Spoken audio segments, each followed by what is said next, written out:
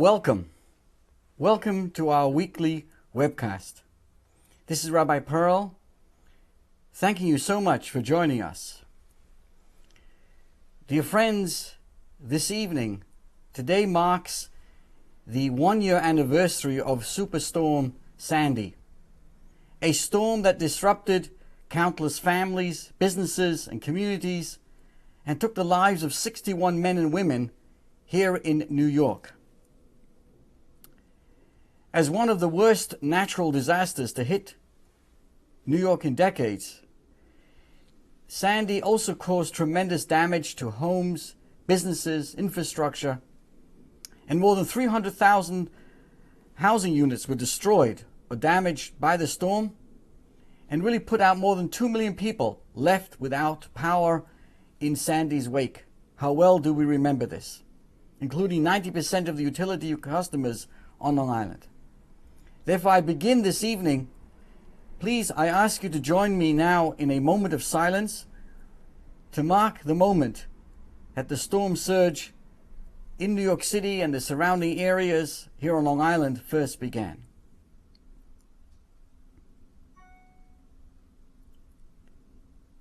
In spite of this tremendous storm, we've all come together and really made real progress towards building, coming back stronger than before. I share with you, even as we speak, the beautiful gathering, heartfelt gathering taking place in the Long Beach community. One example of many marking this important moment. In Long Beach, it's called Lights the Way Home.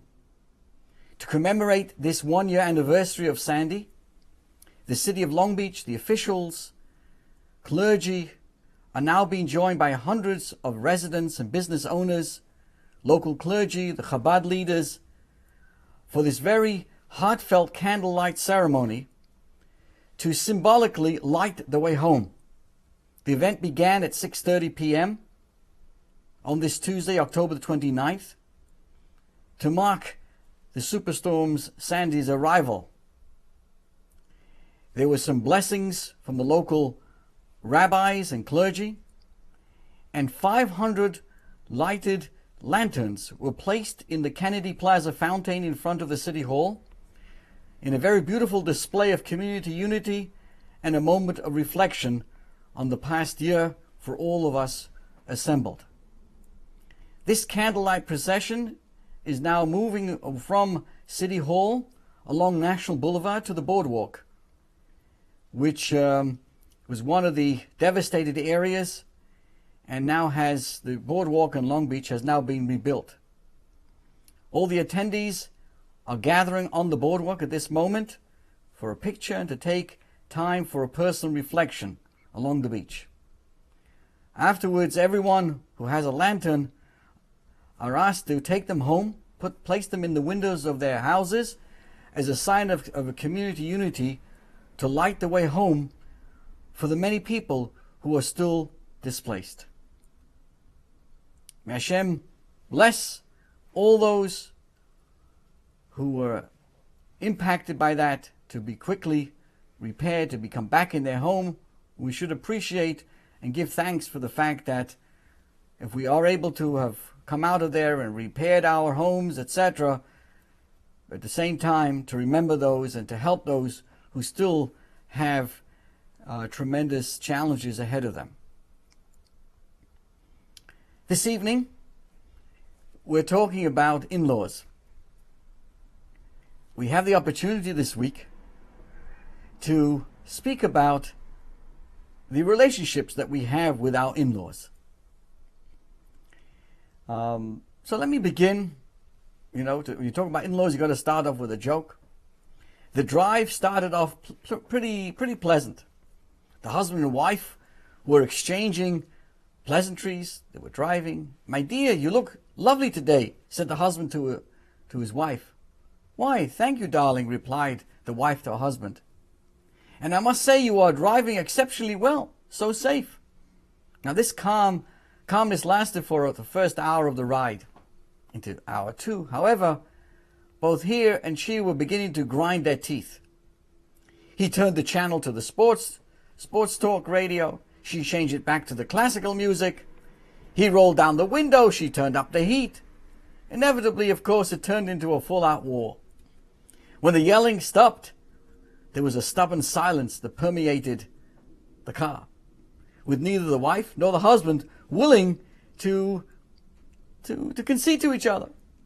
So after several miles down the country road, neither uttering a word, the husband points to a passing barnyard full of stubborn mules and sarcastically asks his wife, "Are these perchance relatives of yours?" "Yep," the wife replied sharply, "they are my in-laws." This is our subject today. Here we are on this most tranquil day. I'd like to talk about a very tranquil subject. This is a subject that's very dear to all of our hearts. It's a topic that warms our insides and makes us, for no better word, supremely happy. Today, I'd like to talk to you about in-laws. All of us here in this community get along exceptionally well with our in-laws. So we may not be aware, and I kid you not, that out there in the world exists a very different stereotype.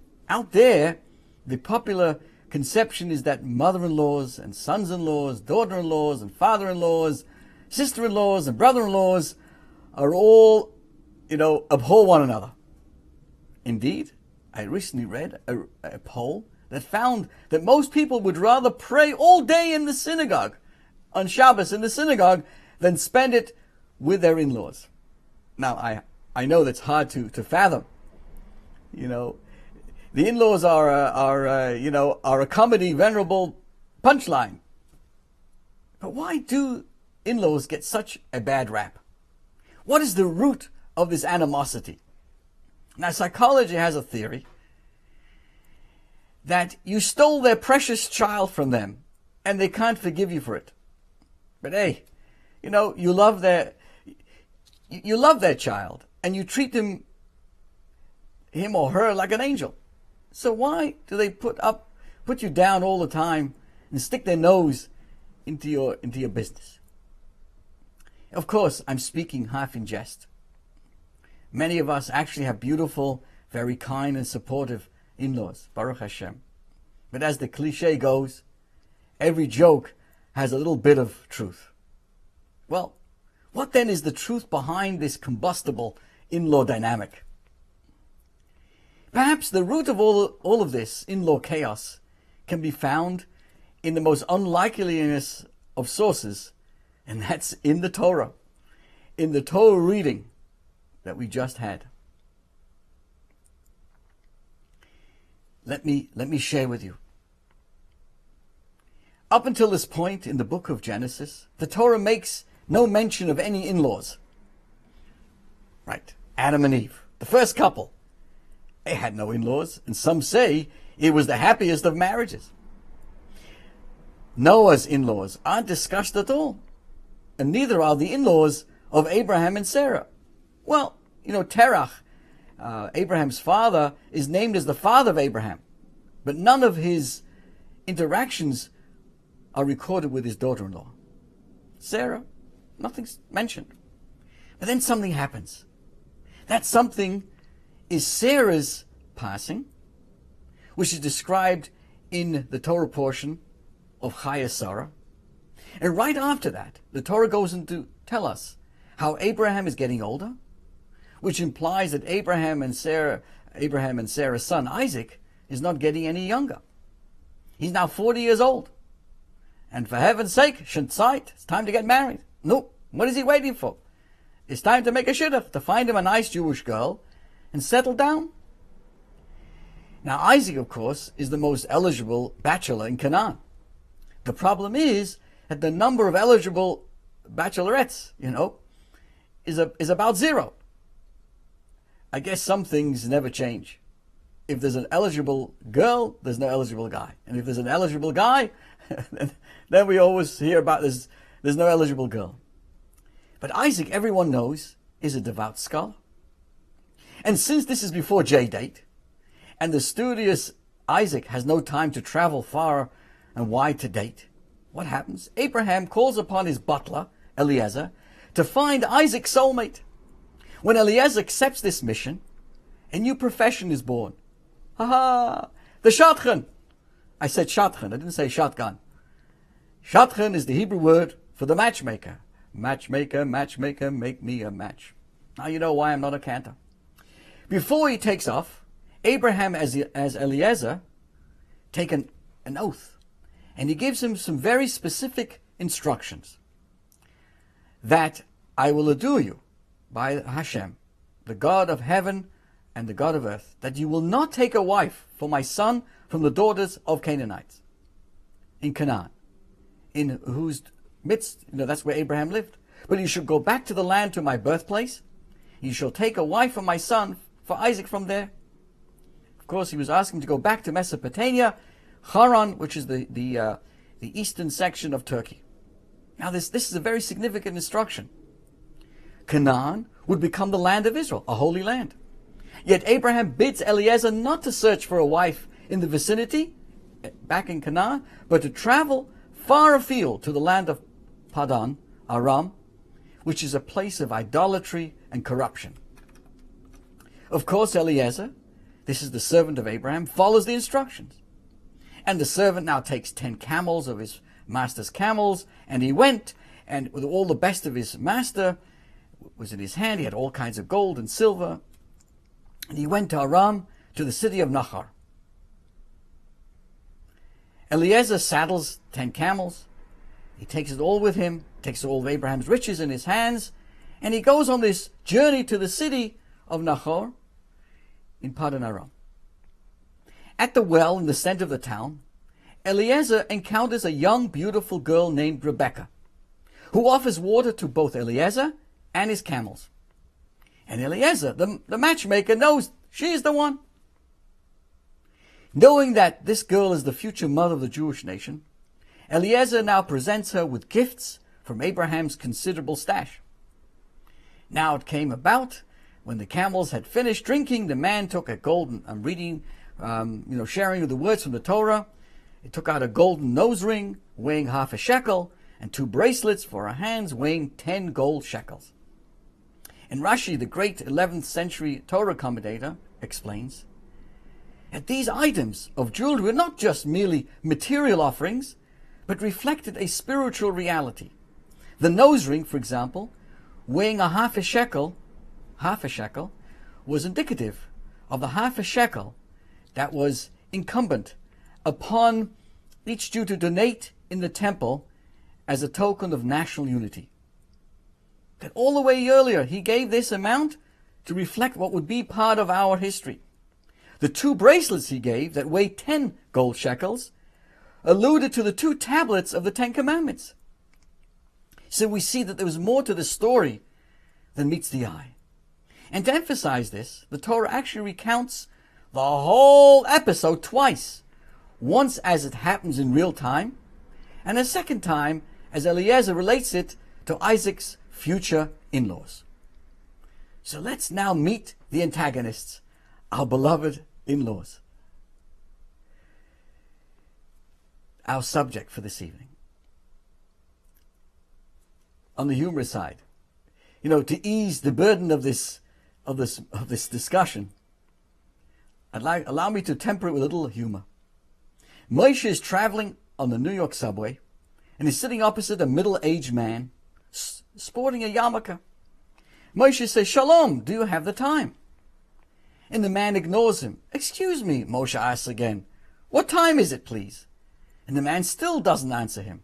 "Sir, forgive me for interrupting you again, but I need to know the time. Why don't you answer me?" At last the man speaks. "Son, the next stop is Borough Park, the last station on this line. I haven't seen you before, so you must be a stranger. And if I answer you now, it's a Jewish tradition that I must invite you to my home.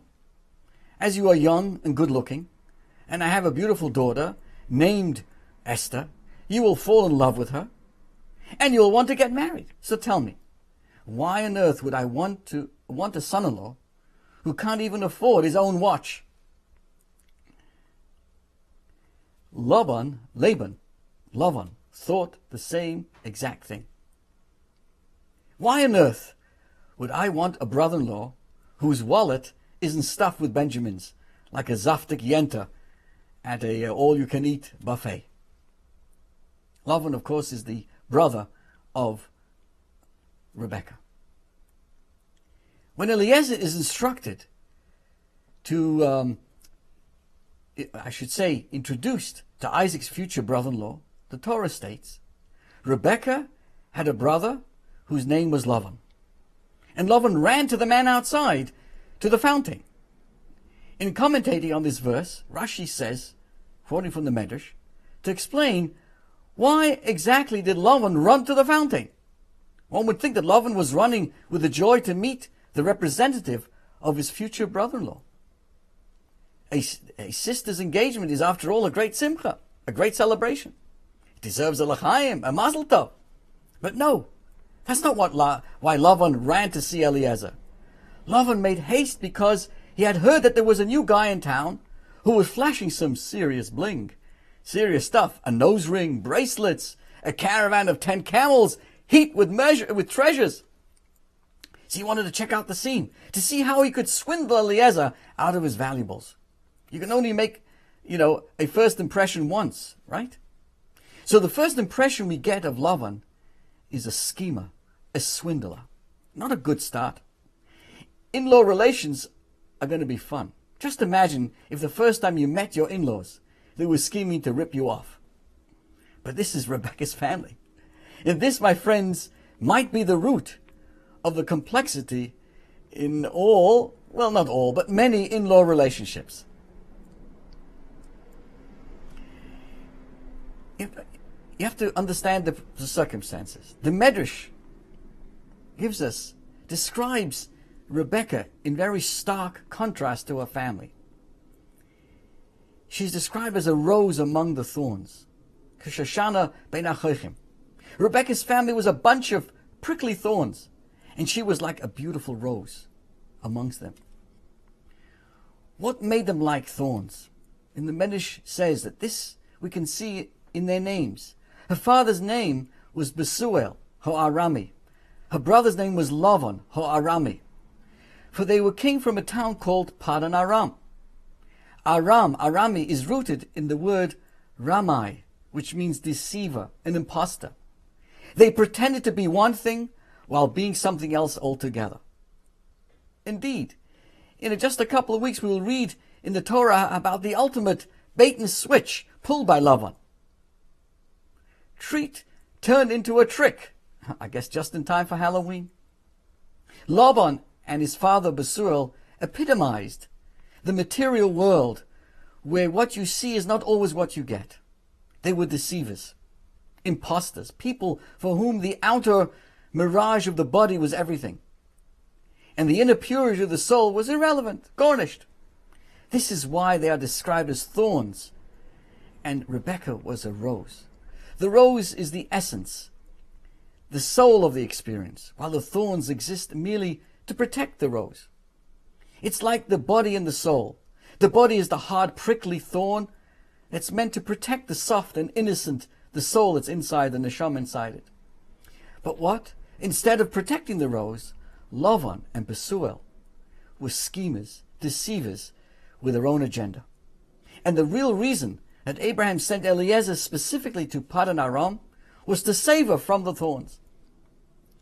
So this story really relates a showdown in the deepest sense between truth and falsehood, between the rose and the thorn. Something to think about. The inside scoop. So in addition to this literal meaning, every story in the Torah has a deeper meaning, an inner dimension. So what is the inside scoop behind this tension between Lavan and Eliezer? Why was it? Lavan and Besuel weren't merely tricksters, on a superficial level, but rather they reflected a tricky nature of the duplicitous material side of this world. And the marriage between Rebekah and Isaac, not merely the marriage between two individuals. Rather, it was the union of two forces that exist, that reflect the purpose of all creation. What is our life all about? Our life is to merge the duality of the matter and the spirit into one, the ruchnius and the gashmius into one.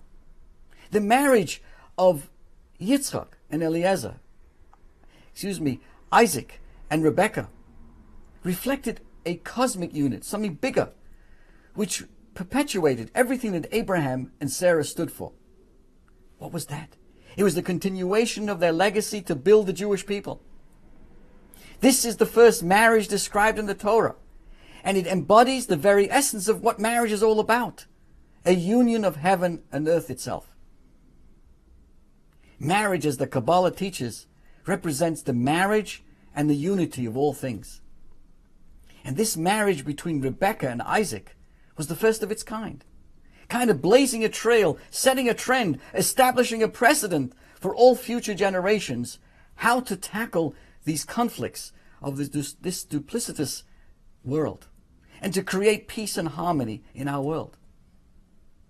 And as we read in this week's Torah portion, Toldos, which means offspring, which describes the realization of all of this happened and what was happening. When Rebekah and Isaac embark on this mission to build a family, both literally and symbolically, through good deeds, which are called fruit or offspring, Toldos. This is why the Torah recounts Eliezer's journey twice, to underline its paramount importance, not only then, but to all of future generations. This is what we're saying. This is the inner meaning. This is also the inner meaning, my friends, of why Laban came to check out Eliezer's assets.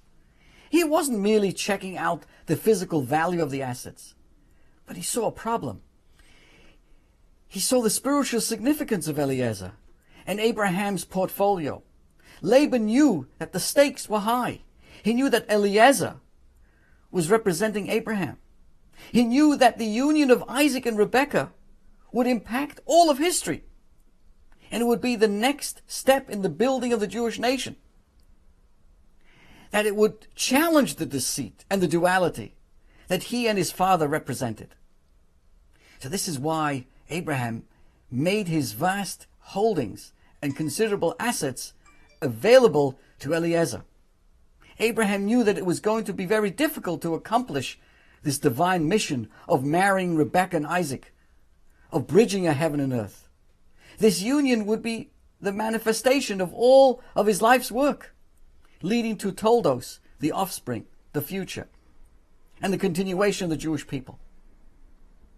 And for this, all of his assets, his material assets, but especially his spiritual assets, had to be on the table.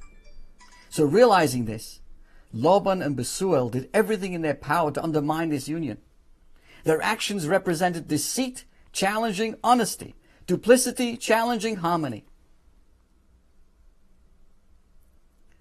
And perhaps now, to the broader subject, the root of all in-laws. This, I submit, is the root of all in-law tensions, even though in-laws may not be aware of this. It is the battle between the matter and the soul, between the body and the soul, between the heaven and the earth. In other words, it's a battle of life. What's the antidote? How do we live peacefully? In any in-law dispute can be quelled when both sides are on the same spiritual page. No question about it. This is 100% guaranteed, or your money back. Abraham, the father-in-law to Rebekah, is the alter ego of Bethuel, and an example of what it means to be a loving and healthy in-law. Though Sarah was no longer alive, her enduring spirit served as a model for Rebekah, and was the ultimate sign to Isaac that Rebekah was his soulmate. In fact, Abraham and Sarah were the consummate in-laws, a shining example to all of us, how to infuse spirituality into our homes and families, and how to be that stalwart pillar of support to our children and their spouses. In our beautiful community, all of us certainly, or hopefully, get along swimmingly with their in-laws. And by swimmingly, I don't mean you wish to throw them into the pool. As for the rest of the world, the solution is to realize this simple truth. We're all on the same spiritual quest. We're all of us, wherever we are, to unite heaven and earth, body and soul, matter and spirit. When we realize that by marrying into each other's families, we become in-law partners in unifying the world, then it matters less how often our daughter-in-law comes for Thanksgiving, or why our son-in-law is not a doctor. What matters is that we, like our grandparents, Abraham and Sarah, and Isaac and Rebekah, are here to change the world. I thank you, dear friends. Thank you for joining us this evening. So in conclusion, my friends, Rebekah was described again as this rose amongst the thorns. But consider this. Isn't it fascinating how God, in creating the world, provided every species with a means to protect itself? This dreamy romantic idea that the rose was given thorns to protect it. Protected came, so that the rose grew up well. An unhealthy plant is one whose defense mechanism turn on its own self. A rose that is stabbed by its own thorns is the ultimate desecration of what is pure and holy. The rose is like the soft, pure soul, and the body is like that hard thorn, designated and designed to protect. So when a body, whose very purpose is to protect the soul inside it, just like the thorn protects the rose, if it turns on its own self, that's called exile, darkness, a real prickly situation. So we have to go on a journey to free our rose from the thorns by showing and teaching the thorns that they are there to protect, not to hurt, to help allow the rose to grow. In the same way, the body is the bodyguard, but never the assassin, God forbid, of the soul.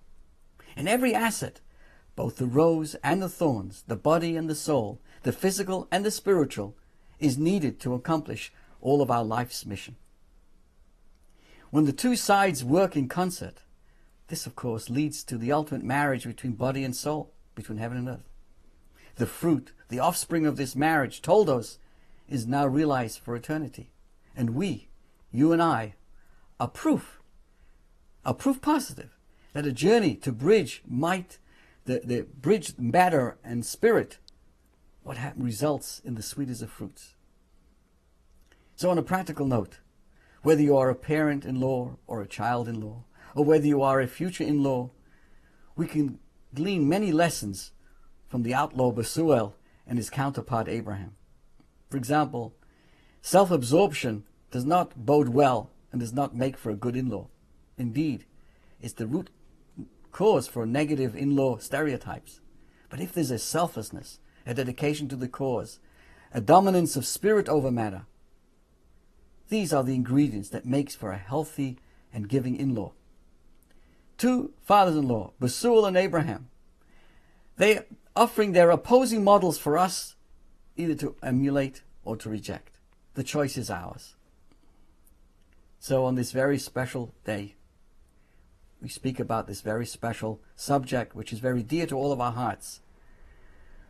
And of course, for blessing and for good.